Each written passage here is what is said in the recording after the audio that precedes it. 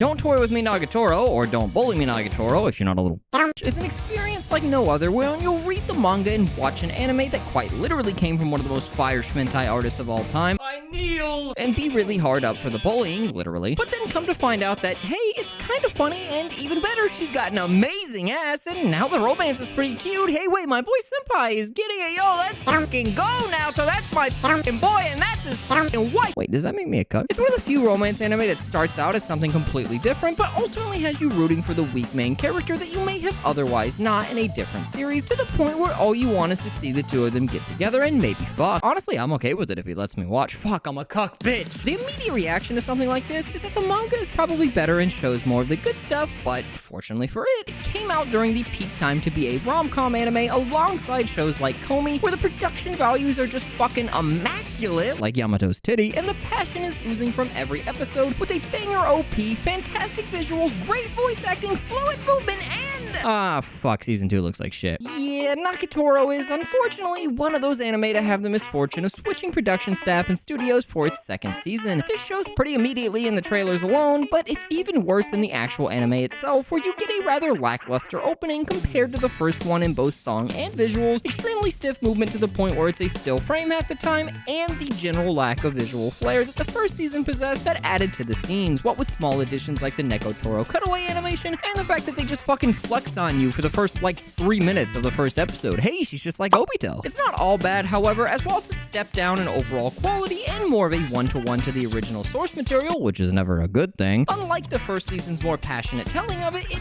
doesn't hinder the Nagatoro experience in the slightest, as the material covered in season 2 is not only more romantically focused, with plenty of fan service for one of the best body types in existence still present, fuck, just step on my balls, but likewise, while season 2 may suffer production-wise, it makes the right decision in cutting out some of the more filler-filling gag chapters and speeds it up a bit to make it more romance-focused, similar to how Teasing Master Takagi did for season 2 onward. The comedy is still present, but rather than having whole halves of the episodes in service to one joke, though I'd put that sock on her so fucking hard, bro, you instead get fully dedicated episodes just to romantic progression, or plot progression if you use Reddit and think something has to have stakes to be taken seriously, Bible Black, rather than the more relaxed phase of the original source material. So while the staff either did the bare minimum due to time constraints, or just because they didn't give a shit, the direction, or at least the idea of where to take the show, is still on the right path, and it's still a joy to watch as a result, as you can not only have a laugh, pop a Woody, and open up the joy of breeding on Faku,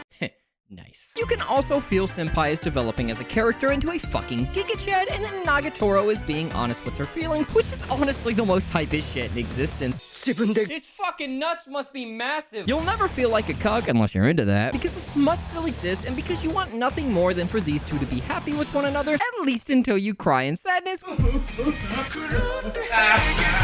when you realize her nipples will never touch your back. It's an experience that will have you forgetting why you ever came in the first place until you re-up on the lotion and realize that, hey, she doesn't even bully him anymore. But that's kinda hot. Click here for more videos.